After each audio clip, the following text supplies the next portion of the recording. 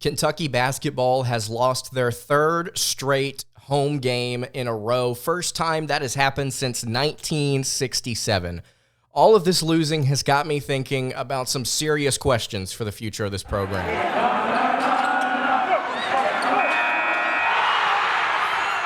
You are Locked On Kentucky, your daily podcast on the Kentucky Wildcats, part of the Locked On Podcast Network, your team every day.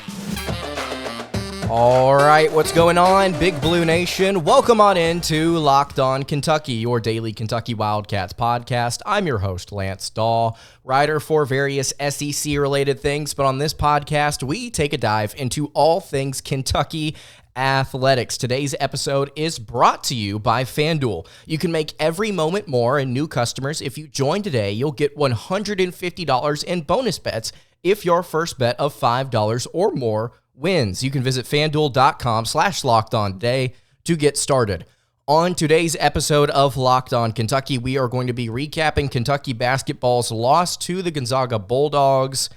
A very frustrating game. We're going to get into kind of what we saw in this matchup, the positives, the negatives, and then I want to kind of have a conversation with you guys on today's episode about the future of this program, because there have been some concerns recently over the past several years even, but I think it's been highlighted in these past three with the state of affairs, not just in college basketball, but with this coaching staff in particular. So I kind of want to dive into that today and just kind of get your thoughts on it as well. Thank you so much for making Locked On Kentucky your first listen every single day. Want to remind everyone out there that we are free and available on all platforms. If you're watching on YouTube, please subscribe to the show. And if you're listening on podcast, I would greatly appreciate it if you subscribed there as well. So let's go ahead and get into it. Kentucky basketball loses at home 89-85, losing to Gonzaga, making it their third straight loss in Rupp Arena. Again, only the second time that has happened in program history, and the first time it has happened since 1967. A couple of things that I noted here towards the end of the game that I want to get to here very quickly. Just kind of my thoughts overall about the matchup. Kentucky, they lack physicality. That was kind of my big takeaway in the first half. Kentucky was able to make a run in spite of that. In the second, scored 53 points in the second half, actually, while shooting 60% from the floor. But they lack physicality, especially on the defensive end. Gonzaga, who has some really strong front court presences, has for quite some time, took advantage of their physicality down low. Kentucky has 3 7-footers. Gonzaga has 0, and yet the Bulldogs grabbed 43 total rebounds, had 18 offensive rebounds. They grabbed a rebound on 18 of their 34 misses. Kentucky has 3 7-footers. If you want to know what those 3 7-footers did in this contest, they combined for 7 rebounds and 41 minutes of play. I think that's kind of where you lose the game. 15 second chance points for the Bulldogs. Again, 18 offensive rebounds against a team with 3 7-footers that combined to play 41 minutes. Kentucky's got height. They've got talent on the offensive end of the floor, no doubt. They lack physicality. They lack weight, I think, down low. Is that player development? Is that recruiting? Is that the way Kentucky has dictated their personnel, and so therefore they're going to suffer the consequence of it? I think it's a mix of different things. But nothing's really changed here on the defensive end of the floor. Kentucky continues to struggle to rebound. They continue to struggle to protect the rim. They continue to struggle to switch. They continue to struggle to guard the pick and roll, which Gonzaga abused in this game. They do not have a single player on this team that can work in isolation and consistently get stops. Not a lot of teams in college basketball do, but again, I want to go back to the fact that this Kentucky Wildcats team has not 1, not 2, but 3 players listed at or over 7 feet tall.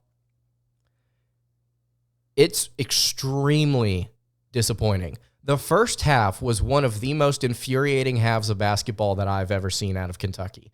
It was very frustrating. Kentucky had opportunities, and yet they continued to squander them by allowing Gonzaga easy baskets at the rim over and over and over and over again.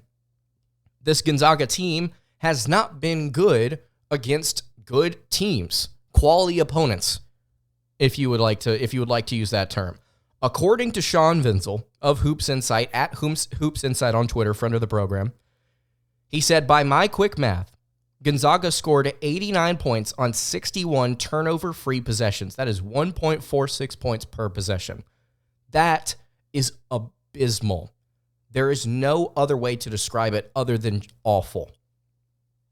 Although Sean points out, pretty typical for Kentucky lately against quality teams. Another commenter quote tweets Alex Weber, who works with On3, says Gonzaga was 106th in offensive efficiency versus quality opponents before tonight.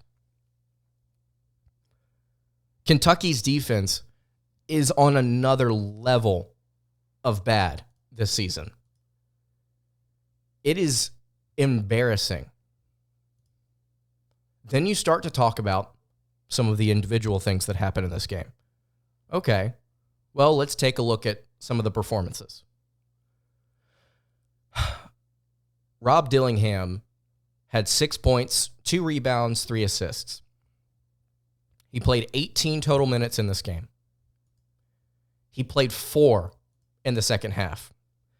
The kid that has lit up the scoreboard all season long, but especially over these last 2 or 3 games, played 4 minutes in the second half.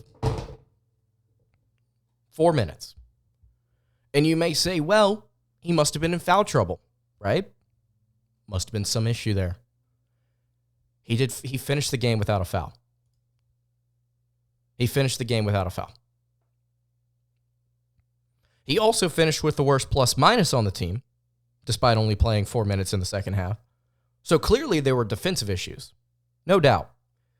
But one of your best offensive weapons sat for nearly the entire time you were trying to make a comeback and maintain a lead. Kentucky made that comeback, by the way. They were down by 10 at halftime. They came back. They were up by 4. And then they gave it all away. Easy buckets at the rim. Not being able to score consistently.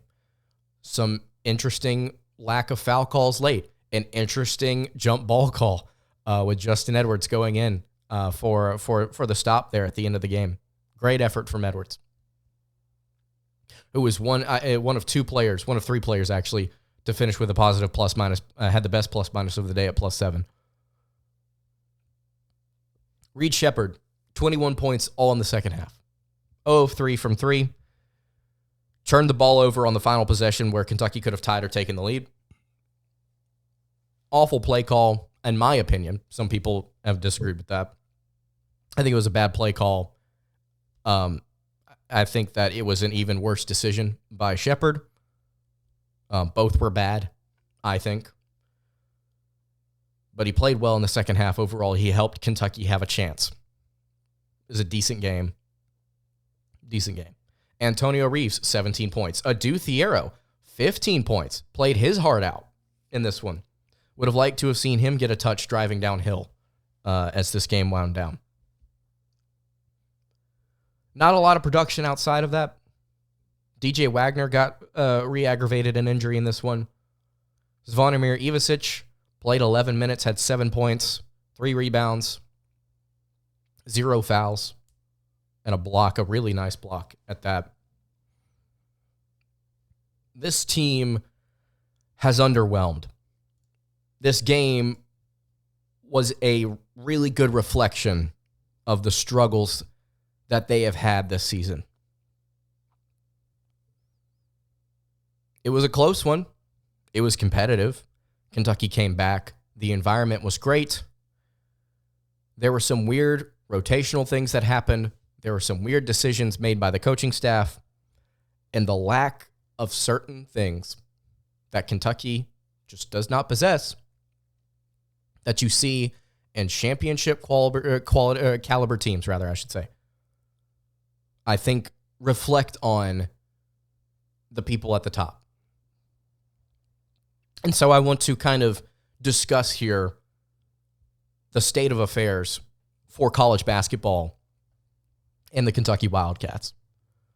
Before I dive into just some questions that I have, I want to tell you guys about our friends over at FanDuel, because if you're looking for something fun, ladies and gentlemen, the Super Bowl is coming up. Happy Super Bowl Sunday to all who celebrate from FanDuel, America's #1 sports book. Tomorrow, I am going to be getting my friends together, getting some great snacks, grabbing the best seat on the couch, and placing down some super awesome bets. FanDuel has so many different ways for you to end your season with a W or 2 or 3, because not only can you bet on who will win Super Bowl 58, but FanDuel also has bets for which players will score a touchdown, how many points will be scored, and so much more. So new customers, if you join today, you'll get $200 in bonus bets if your first bet of $5 or more wins. All you have to do is visit FanDuel.com/lockedon to sign up. That is FanDuel.com/lockedon. You can make every moment more with FanDuel, an official sportsbook partner of the NFL. All right, continuing along here on the Saturday edition of Locked On Kentucky, Lance Dawe hanging out here with you. Again, I appreciate you guys checking out the show today. Obviously, a very frustrating loss. I'm going to ask you guys later, but I want to ask you guys now. Sound off in the comments below. What do you think about this game? What do you think about this program? What do you think about this season? Let me know in the comments below. College basketball, I believe, is significantly more difficult to dominate now than it was 10 years ago. The evolution of the game has proven to be dramatic, I think, over these last several years in a variety of ways. I think you see it in the X's and O's, the way that teams are coaching their offenses and defenses nowadays. I think you've seen the rise of analytics and the importance of looking at statistics and having data analysis coming in and coming out of matchups. I think you've seen a change in the way that personnel is dictated with experience and with talent and with where you go with the ball with certain possessions. You've seen positionless basketball become a thing. You've seen coaches look to more experienced players overall to make deeper tournament runs.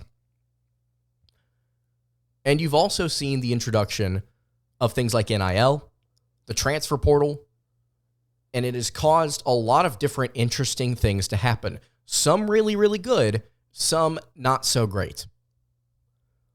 The way that Kentucky runs their program and has is pretty straightforward. They are one of, if not the best college basketball program of all time. Underneath their current head coach, they have recruited young, athletic, and physically dominant players, high-quality players coming out of high school. They've had young rosters, and they have found ways to have success, not just during the regular season, but during the postseason. They have taken a young group of players and consistently made them win. Kentucky has not won anything of significance since 2019.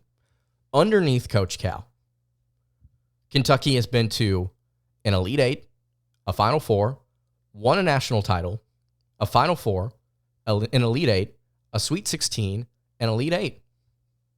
They've also had a couple of bounces in the round of 32. They've finished runner-up in 2014. But overall, from 2010 to 2019, Kentucky was really, really good. You can also count them up. Kentucky had 1, 2, 3, 4, 5 different seasons where they won at least 30 games. That's Kentucky basketball. That's what this program has been, and that's what this program aspires to be. I want to go back to, I believe it's more difficult to dominate now in college basketball than it ever has been, especially compared to the seasons that Coach Cal in Kentucky were winning and having so much success, 2019 through 2010. The way that this team has constructed their rosters with these young players, I think has high upside, as we've seen with this group. But I also think it presents some problems because of the way that the rest of the game is beginning to become structured.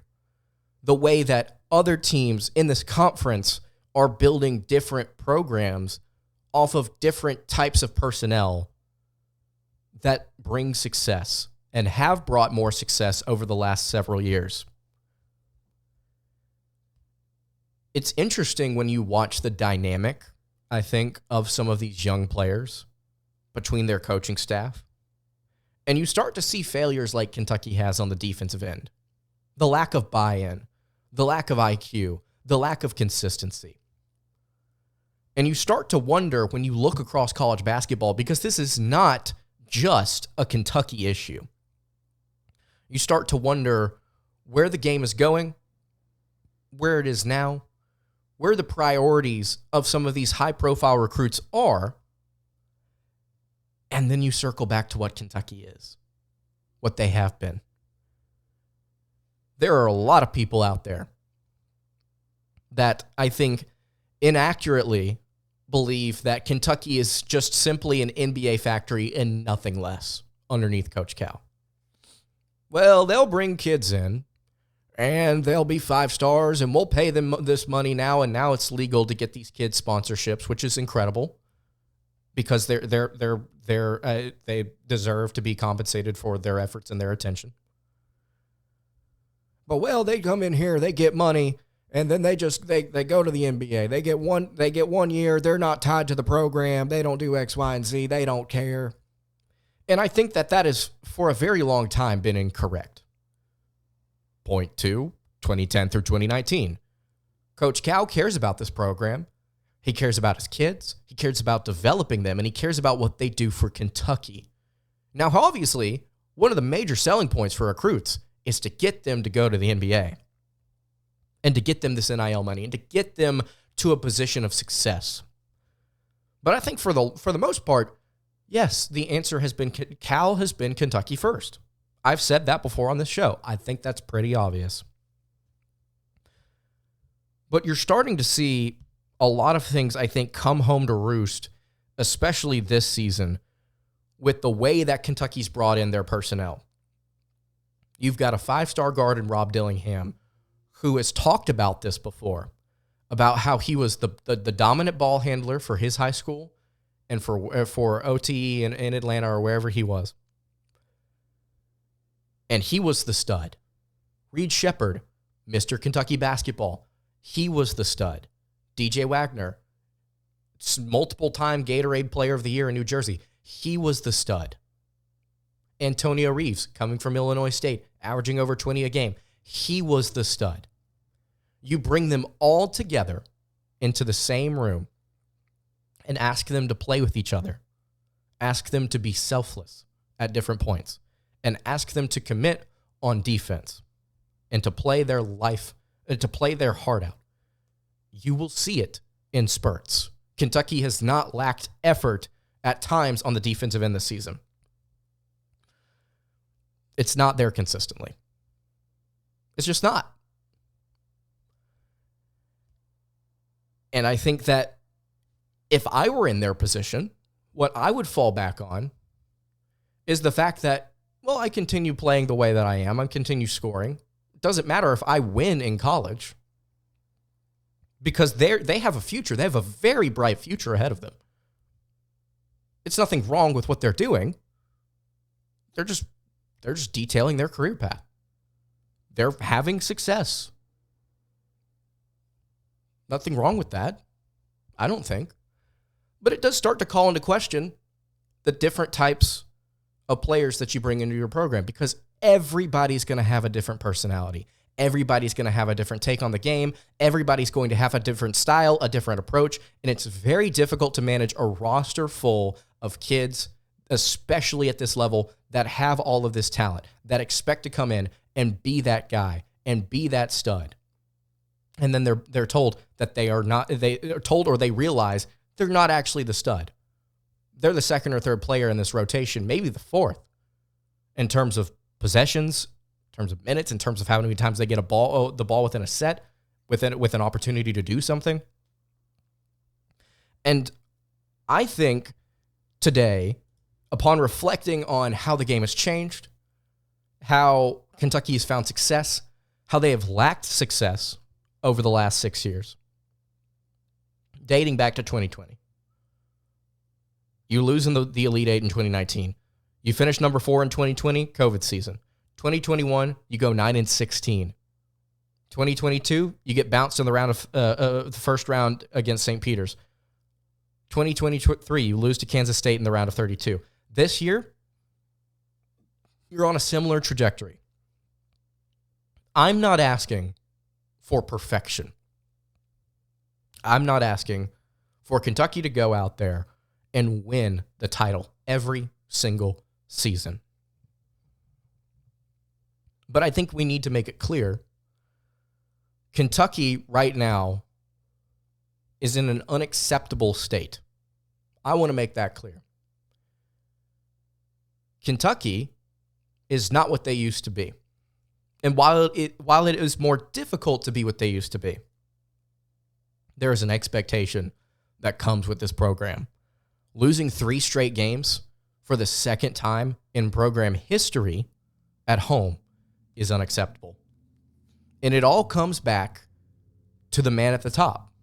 It comes back to Coach Cal and what he's doing, how he operates his program, the players that he brings in, the way that he coaches them, and the way that he plays them during the game. It comes back to him.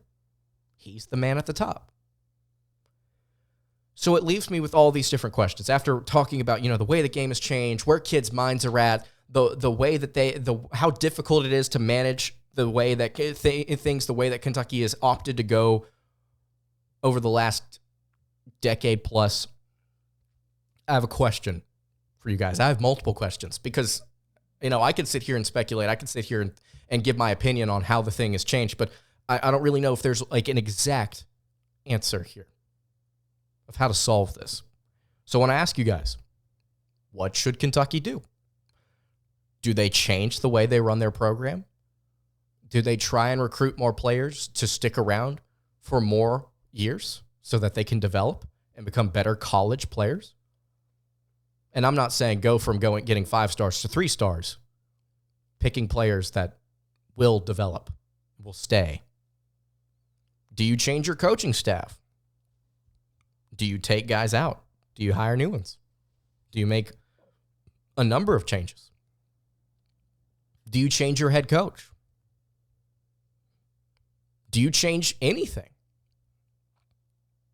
Because at the end of the day, we're looking for more consistency than this. 16-7, 6-4 conference play. Defense dropped 20 spots in adjusted efficiency after this one. 20. You have now lost 5 out of your last 9 games. It's unacceptable. The program is in an unacceptable state.